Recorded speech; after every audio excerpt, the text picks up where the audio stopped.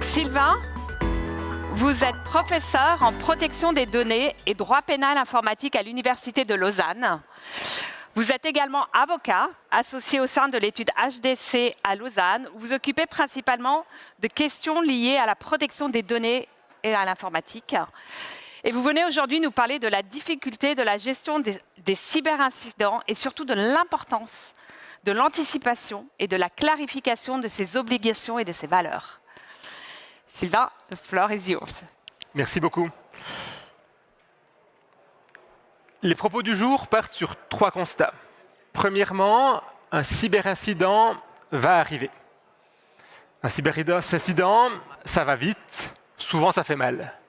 Deuxième élément, le cadre juridique, on le connaît souvent assez mal dans ces cas-là.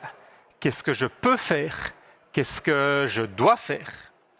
Et troisièmement, l'entreprise et les personnes qui doivent réagir à ces événements-là ont souvent pas, en amont, réfléchi à leurs valeurs personnelles, leurs valeurs d'entreprise. Ça, c'est la réponse à la question de qu'est-ce que je veux faire. Alors comme ça vous paraît peut-être un petit peu théorique, un peu général. Alors prenons quelques exemples. Par principe, on ne paye pas de rançon en cas de cyberattaque, on est tous d'accord, c'est pas bien. Mais dans mon hôpital, j'ai M. Bolomé qui doit subir impérativement une opération dans les 24 heures, et puis tout son diagnostic préopératoire, toutes les informations nécessaires à l'opération sont plus accessibles. Qu'est-ce que je fais? Je choisis de payer la rançon, soutenir une organisation criminelle et peut-être sauver la vie de ce pauvre M. Bolomé, ou par principe, je reste sur mon principe, je ne paye pas de rançon, et puis peut-être que je ne pourrai pas le sauver. Un autre exemple, un petit peu moins extrême, mais quand même difficile. Dans le cadre de ma PME, j'ai tout mon système de production qui est bloqué, qui ne fonctionne plus, et je vais devoir licencier un certain nombre de collaborateurs parce que je n'arrive plus à travailler, je n'arrive plus à facturer, je n'arrive plus à payer mes collaborateurs. Qu'est-ce que je fais ici? Je vais céder, à nouveau financer une organisation criminelle pour peut-être sauver des emplois, ou je vais licencier, et puis tant pis pour ces pauvres collaborateurs, ou alors peut-être que je fais les deux. Je vais payer la rançon et puis quand même licencier parce que malgré le fait que j'aurais payé, ça ne m'aura pas permis d'accéder à mon système de production. Un troisième exemple, imaginez que vous êtes responsable d'un service d'aide sociale et vous avez un système informatique ici qui devient en fin de vie, qui est plus supporté, que vous devriez renouveler. Mais d'un autre côté, vous avez vos collaborateurs qui sont de plus en plus souvent malades, qui sont surchargés. Vous avez des bénéficiaires de prestations qui attendent beaucoup trop longtemps pour avoir leurs prestations. Comment vous allouez votre budget?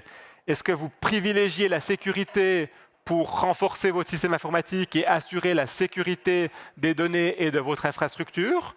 Ou vous faites momentanément en tout cas l'impasse et vous engagez 2 collaborateurs supplémentaires pour mener à bien votre mission première qui est de fournir ces prestations? Alors évidemment, vous avez compris que dans les 10 minutes qui me sont imparties, on n'aurait pas la réponse absolue à toutes ces solutions, mais l'idée c'est de vous proposer 4 étapes assez classiques pour laisser la possibilité à la fois aux personnes qui sont en première ligne sur le terrain dans ces cas-là d'avoir des outils pour répondre à ces situations, faire les choix de manière éclairée, mais aussi pour permettre à la direction, aux dirigeants du service de l'entreprise d'avoir donné des lignes directrices sur les valeurs et les choix qu'on devait prendre. Alors premièrement, il faut déterminer où on en est et les limites que l'on ne peut pas dépasser. Quelle est ma compréhension du système légal de mes obligations? Et là, ce n'est pas très compliqué, il faut simplement demander un avis à un juriste. Et ce qu'on voit parfois, c'est qu'on ne demande pas l'avis d'un juriste, mais on prend le résumé d'une personne du service informatique qui a parlé avec son collègue, qui a assisté à une présentation sur la base d'un livre blanc de droit étranger. Et puis on a un certain nombre de malentendus sur ce qu'on peut ou on a le droit de faire. Et puis on essaye de bien faire avec ça, mais généralement les résultats ne sont pas très bons. Donc là, vraiment, poser le cadre, qu'est-ce qui s'applique à moi, qu'est-ce que je peux, qu'est-ce que je dois faire dans ces cas-là. Après, il faut se demander pourquoi une décision elle est difficile. Quelles sont les situations difficiles que j'ai pu ou que je pourrais rencontrer dans mon organisation? Quels sont les enjeux? Est-ce que j'ai une marge de manœuvre ou j'en ai pas? Et puis finalement, qui est-ce qui doit arbitrer ces décisions? Et là, on va distinguer d'un côté des décisions stratégiques, d'une part, qu'on va faire remonter au sommet de la hiérarchie, c'est à la direction de prendre ses responsabilités sur ces directions stratégiques, et d'autre part, des directions plus opérationnelles, et là, c'est les personnes qui sont au front, à qui on a donné des outils et qui doivent savoir aussi à qui elles peuvent s'adresser, sur qui elles peuvent s'appuyer, tant en interne qu'à l'extérieur. Ensuite, il faut identifier sa mission et ses valeurs.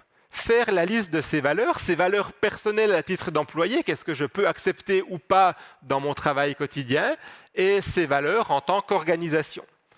Ensuite, on va établir la hiérarchie de ces valeurs, parce qu'avoir une liste de valeurs, parfois elles vont être en conflit. Quelles sont celles pour lesquelles il n'y a pas de compromis possible?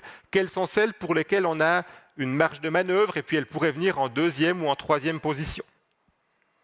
Et puis c'est important aussi d'avoir un consensus au sein de l'organisation sur ces valeurs et sur celles qui sont prioritaires et que tout le monde connaisse et adhère à ces valeurs. Ces deux premières étapes, elles nous permettent d'identifier des valeurs prioritaires, des objectifs. Maintenant, il faut concrétiser tout ça dans un document qui soit utilisable. Alors ça peut être des lignes directrices, ça peut être des listes de contrôle par exemple. Il faut impliquer évidemment les destinataires dès le début dans la rédaction et ce n'est pas des documents figés une fois pour toutes, mais c'est des documents vivants qu'il faudra mettre à jour, améliorer au fil du temps. La forme, le contenu va dépendre de vos organisations, mais généralement, il faut qu'il soit facilement accessible, pas trop long à utiliser, et puis il faut que les choix difficiles ne reposent pas sur une seule personne. La personne qui est de piquer le jour où quelque chose se passe, ce n'est pas à elle seule de prendre toute la responsabilité, mais il faut, comme je vous l'ai dit avant, que ces choix stratégiques aient été posés, clairement établis.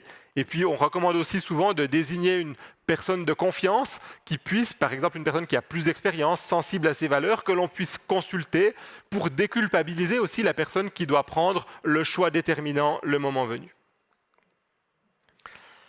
Et puis après un cyberincident, il faut discuter ouvertement de ce qui s'est passé, de ce qui a fonctionné, quelles ont été les situations difficiles, pourquoi elles ont été difficiles. Et ce n'est pas une analyse post-incident exclusivement technique ou juridique, c'est aussi une analyse à la fois humaine et éthique. Et ce n'est pas uniquement les personnes de première ligne, les 3 personnes qui ont géré l'incident durant la crise qui doivent être impliquées, mais en tout cas dans les résultats, dans les conclusions, de nouveau, il faut que ça remonte au sommet de la hiérarchie. Alors vous avez compris, cette 4e étape, elle se recoupe un petit peu avec les 2 premières pour améliorer votre plan de réponse. Et si vous n'avez pas eu de cyberincident, vous pouvez peut-être parler avec d'autres personnes, peut-être dans la salle, qui ont fait face à un cyberincident. Et tiens, là, ça nous amène à un nouveau dilemme. J'ai des informations qui pourraient permettre à mon ou mes concurrents directs d'éviter d'être aussi victimes de la même cyberattaque que moi. Je les informe ou je ne les informe pas ? Est-ce que je garde cette information parce que c'est un avantage concurrentiel, quand ils ne pourront plus travailler, moi je pourrai vendre? Ou alors j'ai une valeur, un intérêt plus global et je vais partager mes connaissances, mes lacunes en matière organisationnelle, en matière de sécurité, de mise à jour, etc. afin d'avoir un environnement global qui est plus sûr. Alors toutes ces réflexions, elles ne sont pas issues d'une intelligence artificielle, mais elles sont issues d'une intelligence collective. Un projet de recherche que j'ai le plaisir de co-diriger depuis 3 ans avec Dr Marcus Christen de l'Université de Zurich et professeur David-Olivier Jacquet-Schiffel de l'Université de Lausanne. Vous avez le QR code qui vous permet d'accéder à certains documents. Ces lignes directrices ne sont pas encore disponibles. Vous avez eu un aperçu en primeur ce matin. Si vous souhaitez être informé de leur publication, vous pouvez m'écrire. Vous avez mon adresse qui est affichée là. Alors en conclusion, c'est à vous de jouer maintenant, 4 étapes essentielles de ce processus circulaire à retenir. Premièrement, il faut connaître ses moyens et ses limites. Qu'est-ce que je peux et qu'est-ce que je peux réellement faire? Deuxièmement, il faut identifier ses valeurs et surtout avoir une hiérarchie dans ces valeurs. Quelles sont les valeurs intangibles? Quelles sont les valeurs importantes? Mais dans certains cas, elles passeront après mes valeurs intangibles. Troisièmement, comme toujours, il faut se préparer et s'entraîner. Et quatrièmement, c'est un processus circulaire. Lorsqu'on est à la fin, on est au début. Il faut donc apprendre de ces cyberincidents pour s'améliorer, apprendre des siens, mais aussi apprendre de ceux de ses voisins et collaborer.